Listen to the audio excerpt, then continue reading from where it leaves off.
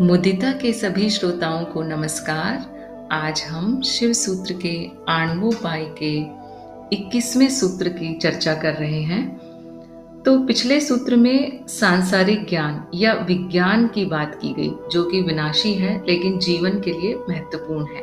अब यह सूत्र फिर से अविनाशी ज्ञान को पुष्ट करने की बात कर रहा है, क्योंकि सांसारिक ज्ञान जीवन जीने के लिए तो महत्वपूर्ण है, पर जिस शांति और आनंद की खोज में मनुष्य पूरा जीवन बिता देता है, वह सिर्फ अविनाशी ज्ञान को पुष्ट करने से ही मिल सकता है। होता क्या है कि माया में शक्ति है और चित्त जन्मों जन्मों से बेहोशी में ही जीता चला आया है।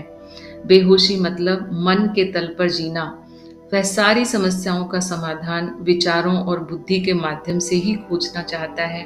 यहाँ तक कि शांति और आनंद भी वह मन के तल पर ही खोजता रहता है। लेकिन जैसा कि मैंने कहा, शांति और आनंद अविनाशी ज्ञान में, अपने सत्य स्वरूप के ज्ञान में स्थित होने पर ही संभव है। तो सूत्र कहता है, त्रिषु चतुर्थम तैलवदा सेच्यम, अर्थात तीनों में से चौथे तुरिया का तेल की तरह सिंचन करना चाहिए। यानी कि तुरिया के लिए चेतना की निरंतरता को बनाए रखना चाहिए। तो पहले देखते हैं कि तुरिया क्या है। तो सूत्र में त्रिषु शब्द का मायने है तीन अवस्थाएं, जागृत, स्वप्न और सुषुप्ति। सुषुप्ति यानी गहरी नींद। और जो चौथी है चतुर्थ, और चतुर्थ का मतलब तुरिया। तो तुरिया अवस्था कुछ अलग से अवस्था नहीं है। जब इन तीनों अवस्थाओं में चेतना रहने लग जाए तो उसी को कहते हैं तुरिया में होना, तुरिया अवस्था में होना। तो क्या होता है कि सामान्यतः व्यक्ति स्वप्न में, अर्ध बेहोशी में और सुषुप्ति में पूर्ण बेहोशी में होता है। उससे पता ही नहीं होता कि मैं क्या हूँ, कहाँ हूँ। तो जब एक साधक की चेतना इन तीनों अवस्थाओं में समान रूप से रहने लगे, यानी कि तीनों अवस्थाओं में उसे यह बोध रहने लगे कि मैं वास्तव में क्या हूं, तब उसे कहते हैं कि वह तुरिया अवस्था में है। अब देखते हैं कि चेतना होने का, चेतना में बने रहने का क्या मतलब है और चेतना है क्या। तो चेतना मतलब जानने की शक्ति, जो सहज रूप से जानना है बिना मन के हस्तक्षेप के। वह है शुद्ध ज्ञान, यानी अपने होने का बोध, और वही शांति और आनंद की अवस्था है। तो इसी की खोज एक सामान्य व्यक्ति जीवन भर करता रहता है। पर होता क्या है, इस अवस्था में मन टिकने नहीं देता, यानी वह चेतना को संकुचन और विभाजन की ओर ले जाता है, जहां पर कि सुख और दुख है। जब कोई व्यक्ति अपने होने के बोध में बैठा हुआ है, सहज बोध में कि बस मेरा होनापन है, तब चेतना क्या है, सहज बोध पर है, पूरी शक्ति, वह पूरी तरह से आनंद में है।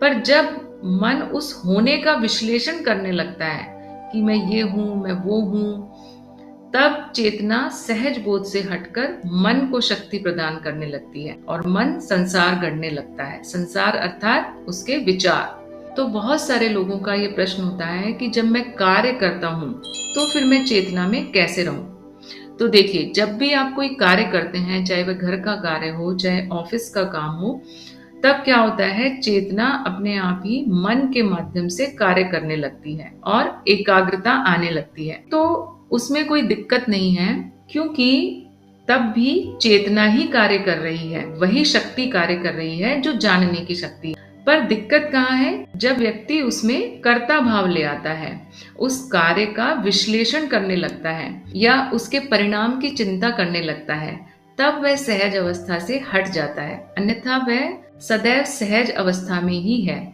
कहने का मतलब ये है कि चेतना कहीं आती जाती नहीं है, वह सिर्फ विस्तारित और संकुचित होती रहती है।